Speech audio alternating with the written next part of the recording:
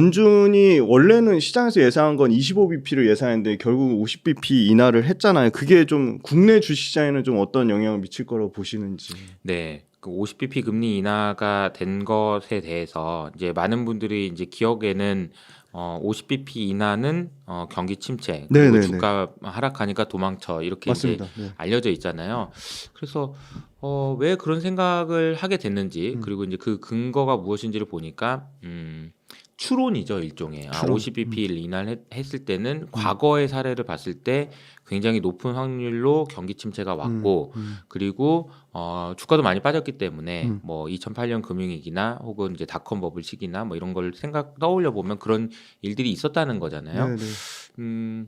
그럼 그 과거에 그런 일들이 왜 일어났을지를 생각을 해보면 이런 거죠. 그 연준이 금리를 보통 움직일 때 25bp 정도씩 차근차근 올리는 네. 거는 그냥 비유를 하자면 이런 거죠. 그러니까 연준이 뭐 여유 있게 좀 천천히 올리기도 하고 뭐 내리기도 하고 뭐 이런 이제 분위기라면 50bp를 인하한다는 거는 뭔가 얘네들 다급하다. 뭐 쫄리는구나. 네네. 급하다. 네네. 왜 급할까? 늦었다고 생각하나 보다. 음. 경기를 이제 둔화되는 거를 막아야 되는데 그 시점을 놓쳐서 빨리 해야 되나 보다. 이렇게 이제 생각을 할 수 있다라는 거죠. 이제 그런 추론이 합리적이죠. 네. 합리적입니다. 그래서 과거에도 그랬고 지금도 그럴 가능성이 있다는 그런 추론은 저는 합리적이라고 생각해요. 근데 이제 이거를 과연 그럴까에 대해서는 좀 다른 생각을 좀 해보실 필요는 있다라는 건데요. 이렇게 제가 비유를 좀 요새 좀 드리는 비유가 있는데 맞는지 한번 보세요. 네. 그러니까 50bp를 인하했는데 야 5주 급하면 50bp를 인하했겠냐? 네네. 라는 이제 추론인 거잖아요. 네네. 오늘 합리적이라고 했어요. 네. 근데 이런 거죠. 이제 뭐 수능 시험을 보기 전에 일주일 전부터 얘가 3시간씩 자고 공부를 하는 거야. 그럼 이제 이렇게 생각할 수 있죠. 5주 공부를 안 했으면 네네. 3시간씩 시험을 그렇죠. 앞두고 저렇게까지 그렇죠. 하냐라고 네네. 생각할 수 있죠. 네네. 합리적이죠. 네네. 그럼 얘가 지금 탈락할까요? 합격할까요? 이 얘기는 3시간씩 자느냐 여부가 중요하긴 하죠. 네. 물론 야 얼마나 공부를 안 했길래 그랬냐라고 생각할 수 있지만 네. 그게 아니고 그냥 시험 잘 보면 합격할 수 있는 거 아닌가요? 맞아요. 그런 측면에서 생각해 볼 수 있다는 거죠. 그리고 또 한 가지는 3시간씩 잔다라는 것을 야 얘는 급하다. 공부를 안 했다는 것이 분명하다라고 볼 수도 있지만 반대로 생각해 보면 제가 요즘에 달리기를 진짜 열심히 하거든요. 네네. 운동을 열심히 하고 있어요. 그러니까 체력이 좋아진 거야, 이 친구가. 그래서 3시간 자도 괜찮은 애가 된 거야. 그럼 3시간 자도 되는 거 아닌가. 그러니까 그게 이제 의미하는 바는 뭔가라고 생각해 보면은 연준에서 최근에 이제 크리스토퍼 월러 이사라는 분이 있어요. 네네. 근데 이분이 이제 다음 차기 연준 의장으로 후보로 지금 뽑히고 있는 분인데 그분이 이제 얼마 전에 한 얘기가 있습니다. 뭐라고 얘기했냐면은 내가 50bp를 갑자기 왜 지지를 하게 됐냐면은 가만 보니까 물가가 안 오를 것 같아. 내가 이제 물가가 혹시라도 오를까봐 금리 내리는 걸 좀 줄여야 된다 이런 생각을 가졌는데 요 며칠 사이에 이제 나오는 내용들을 보니 물가 걱정을 해가지고 금리를 낮추는 걸 주저할 필요는 없는 것 같아라고 얘기를 했거든요. 그 얘기는 연준이 쓸 수 있는 카드가 크다는 얘기인 거고 다시 비유로 돌아가면은 3시간 자도 되는 사람이 된 거라는 걸 의미한다는 거죠. 그럼 지금 우리가 봐야 되는 거는 50bp 인하했으니까 얘네 늦었다. 이거 안 돼. 그 3시간 자는 거 보니까 공부 하나도 안 했네. 이렇게 생각하는 것도 합리적이지만 네네. 그런 그 합리적이라는 가정하에 지금부터 진짜 봐야 되는 거 그러면 그래서 지금 진짜 경기 침체가 올까? 이걸 집중적으로 보는 게 맞다는 거죠. 시험 잘 볼까? 이런 게 중요하다는 겁니다. 네네. 그래서 저의 생각은 기본적으로는 경기 침체 가능성이 당연히 있죠. 경기 침체는 올 수 있습니다. 그러나 지금 현재 상황에서 경기 침체를 얘기하기는 너무 빠르다라고 생각을 하고 있습니다. 네네. 대표님 보시기에 이제 뭐 금리 인하는 확정이 됐고 매크로 지표 중에 좀 유의해야 될 지표 같은 게 있는지 궁금합니다. 제가 이제 새벽마다 아침에 네. 이제 네이버 프리미엄 컨텐츠에 네. 이 정각 8시에 어제 있었던 일들 다 올리고 이게 무슨 의미가 있는지를 네네. 설명해 줘요. 네네. 그리고 이제 8시 10분이면은 제가 이제 음성으로 이 내용들을 쭉 설명을 또 해줍니다. 글로도 하고 음성으로도 하고. 네. 그러니까 이게 이제 좀 하나의 서비스가 되게 하기 위해 노력을 많이 하고 있는데. 보통 일이 아니네요. 네, 근데 이제 네. 그거를 제가 이제 언제부터 했냐면요. 네. 이제 2000년대부터 이제 주식시장에 들어와서 매일 이걸 하루도 빼놓지 않고 했거든요. 네네. 근데 이제 가장 열심히 했던 구간이 이제 2016년이었던 것 16년에. 같아요. 네. 2016년에 제가 그러니까 교보악사 헤지펀드 네. 팀에 들어가서 헤지펀드 운용을 시작했습니다. 그때 음. 이제 국내 주식시장에서 롱숏을 통해서 그 헤지펀드 운용을 네네네. 했었는데 그때 제가 기억이 나요. 그 진짜 힘들었어요. 너무너무 힘들었던 것 같아요. 한 4년을 했거든요. 업무가 가다해서 아니 업무가 너무 힘들어서. 그래서 힘들어서. 그 사람이 너무 지치더라고요. 네, 네, 네. 근데 이제 그때 어떻게 했었냐면 뭐 새벽에 퇴근해요. 네. 그리고 나서 제가 이제 좀 멀리 살았었는데 지하철 1시간 타야 되는데 네. 첫 번째 기차 탑니다. 첫 차. 지하철 네, 첫 차. 타고 자리에 앉아야 되니까. 네. 왜 자리에 앉아야 되냐면은 노트북 켜놓고 일해야 되거든요. 아, 이래야 돼서. 그래서 지하철에서 네, 이렇게 네. 노트북 켜놓고 진짜 미친놈처럼 막 이랬어요. 네. 뭐 미국 시장 보고 네, 네. 이거 이렇게 됐구나, 이거는 금리 이렇게 됐고 환율이 이렇게 됐구나. 근데 그러면 이거는 이거 우리 주식 이건데 어떻게 되는데 그 탑다운 관점에서 저는 계속 봤으니까 네. 탑다운 관점에서 우리 지금 포트폴리오에 어떤 영향을 줄 수 있다. 중국에서 어제는 뭐 중국에서 부양책이 나왔으니 중국 관련된 소비주들이 좋을 수 있다. 뭐 이런 것들 네, 있잖아요. 네. 그런 것들을 하는 걸 4년 내내 했어요. 매일매일 그 지하철에서 했던.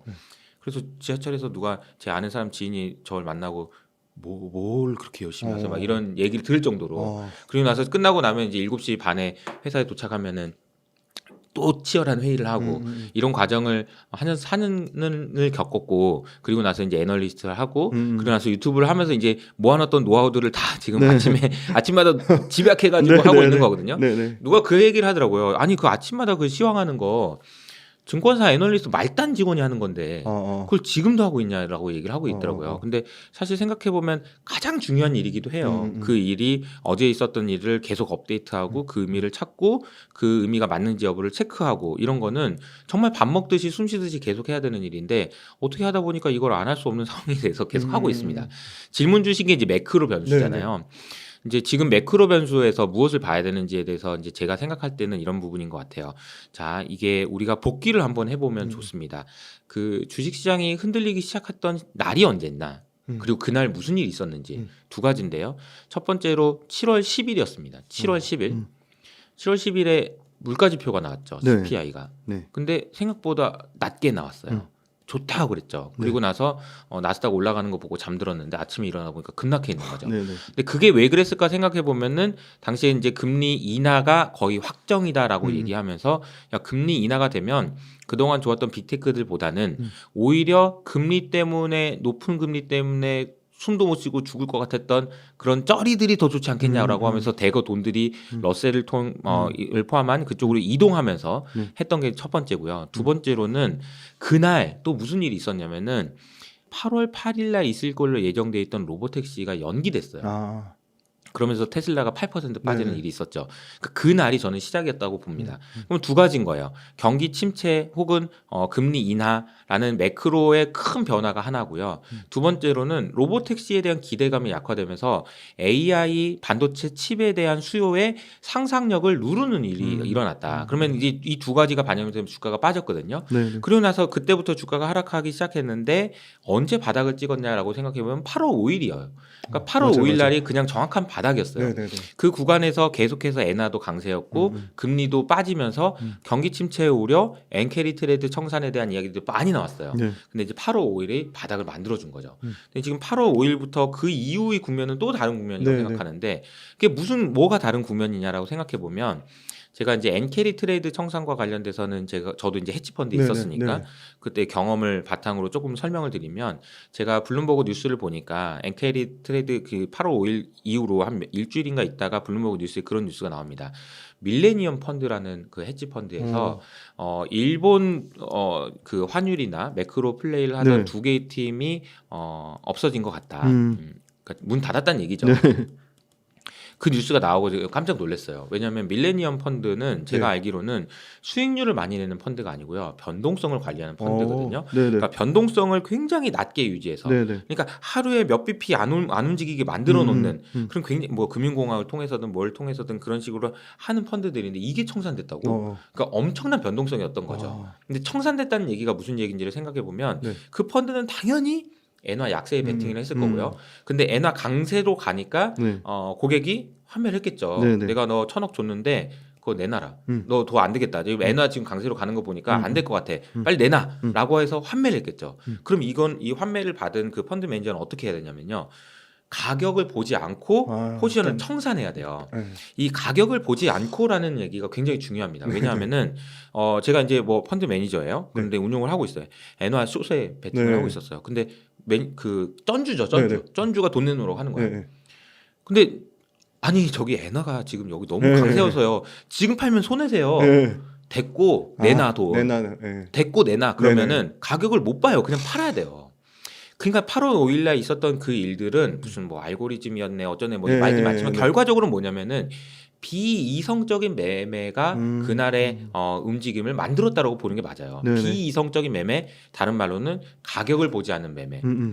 가격을 보면 너무 싸요. 이거 여기서 네. 팔면 안 돼요. 라는 게 통하는 거는 이성적인 거고요. 그렇죠. 네. 비이성적인 됐고 내놔 돈 네, 내놔. 네. 됐고 돈 내놔. 그게 손절매거든요. 네. 그래서 역사적으로 가장 큰 폭의 엔화 약세 베팅이 그날 청산됐죠. 모두가 청산됐습니다. 그리고 지금은 엔화 강세 베팅 쪽으로 굉장히 많이 와 있고 어제 나왔던 뉴스를 블룸버그 뉴스를 보면은 이런 뉴스가 나와요. 엔화 트레이딩에 대해서 트레이더들이 관심을 잃고 있다. 자, 이 말이 무슨 말이냐면 엔화에 대해서는 네. 변동성이 클 때는 먹을 게 많아요. 음. 근데 이제 변동성이 작아지면은 먹을 게 없다는 얘기거든요. 음. 그래서 이제 이런 국면으로 바뀌었다라는 게 이제 중요한 특징이에요. 그러니까 엔캐리 트레이드 청산에 대한 이야기를 우리가 제일 많이 들었을 때는 8월 5일 이후였지만 맞아요. 네. 역설적으로 엔캐리 트레이드 청산에 대한 우려가 해소되거나 완화되기 시작했던 점은 거꾸로 8월 5일이었던 거죠. 그러니까 이게 지나놓고 보면은 이게 이제 해석이 되는데 그럼 지금은 어떤 국면이냐라고 생각해 보면 저는 또 다른 국면이 시작됐다고 보는 게 9월 16일부터입니다. 네. 그럼 9월 16일 날 무슨 일이 있었냐? 닉 티밀하우스 기자가 50bp 한대요라고 얘기한 날이에요. 네. 그리고 50bp 하는 그런 금리 인하가 네. 시장에 반영되기 시작했습니다. 네. 어쨌든 경기 둔화, 경기 침체 가능성은 50bp 인하를 했기 때문에 낮아진 게 맞는 거고요. 어쨌든 간에 금리 낮아지면 낮아지는 거죠. 소비 그렇죠. 여력이 네. 생기는 거니까. 그리고 50bp 인하에 대한 것들을 아까 제가 말씀드린 것처럼 그냥 무비판적으로 50bp 인하한 거 보니까 늦었어, 끝났어, 팔고 나가가 아니고 좀 더 한번 생각해보자 라는 쪽으로 시장이 진정되기 시작하면서 시장이 올라가기 시작했는데 그때 이후로 자산 가격들의 변화를 보면은 이제는 에브리띵 랠리입니다. 에브리띵 랠리예요. 모든 게 다 올라요. 지금 주식이 오르는 것뿐만 아니라 지금 잘 보시면은 금 사상 최고치고요. 네. 비트코인도 오르고요. 네. 어제는 이제 은 오르고요. 구리까지 오릅니다. 유가만 못 올라요. 그럼 지금 우리가 이제 여기서 고민해야 되는 건 이런 거죠. 일단은 시장이 안정됐어요. 이런 과정을 통해서 지금 안정됐고 지금 안정 단계로 들어왔어요. 그럼 우리 고민은 이제 이런 거죠. 다시 또 안 좋아지면 어떡하지? 그럼 뭐가 안 좋아지면 안 좋아질 수 있지라는 생각을 네. 하면서 봐야 되잖아요. 그쵸. 그럼 어떤 변수를 봐야 되냐는 네. 거죠. 그럼 제가 볼 때는 구리 그리고 유가인 것 같아요. 그러니까 구리와 유가를 지금 봐야 되는 이유는 이겁니다. 지금 에브리띵 랠리는 좋아요. 에브리띵 랠리에서 다 좋은 건 좋아요. 근데 여기서 갑자기 이런 이야기가 나오면 랠리가 멈출 수 있습니다. 인플레이션이 다시 또 부각될 것 같은데? 그럼 금리 인하도 못하고 지금 안 될 것 같은데? 라는 이야기가 나오면 멈출 수 있다. 근데 그 멈출 수 있는 것을 알려주는 가장 좋은 시그널이 뭐냐? 그러면 구리랑 유가다라는 거죠.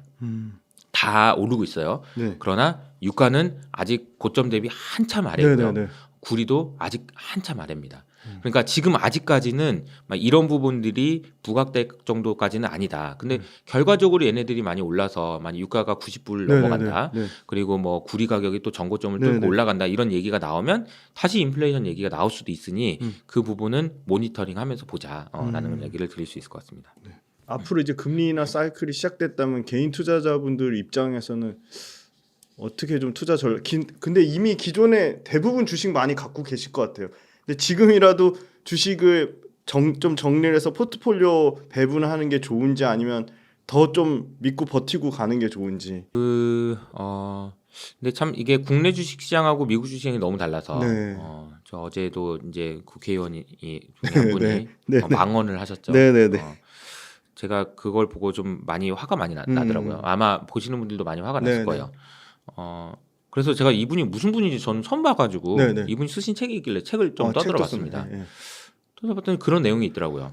이런 식으로 금리 차이가 일어나면 네. 커지면 외국인 투자자의 입장에서 우리나라 주식시장에 들어올 이유인이 거의 없는 거 아니냐 이런 식으로 써놨더라고요. 음. 그분이 쓴 책에다가 진짜 열받더라고요. 어. 그걸 아는 사람이 그런 얘기를 한다는 네. 게 어떻게 그 국내 주식시장이 안 좋을 것 같으면은 인버스 투자를 하라는 말을 그렇죠. 국회의원이 할 수 네, 있냐? 네, 네.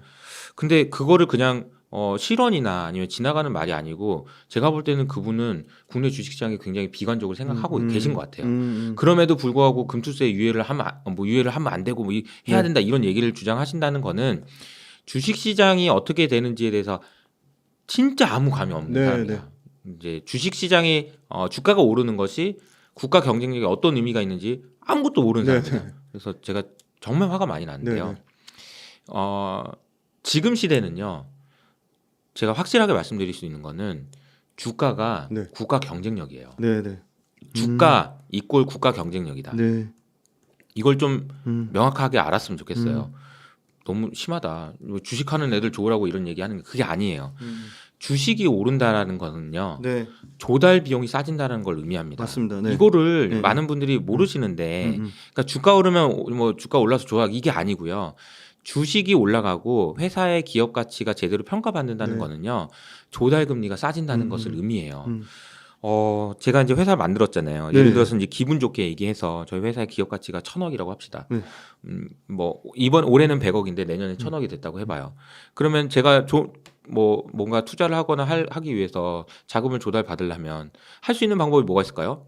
회사 가지고 있는 게 아무것도 없어요. 네. 뭐 건물 있어요, 공장이 있어요, 뭐가 있어요. 건물이 있고 공장이 있으면 은행 가가지고 이거 담보로 네. 맡기고 대출을 받을 수 있죠. 네.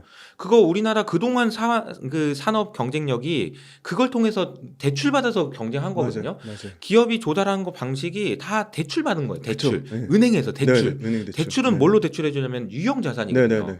포스코에 있는 공장, 그렇죠. LG화학에 있는 공장 네. 이거 담보로 맡기고 네, 네. 이거 니네 잘 안 되면 니 가져. 그러면서 돈 맞아요. 받은 거 아니에요? 네. 저는 그럼 뭘로 받냐는 거죠.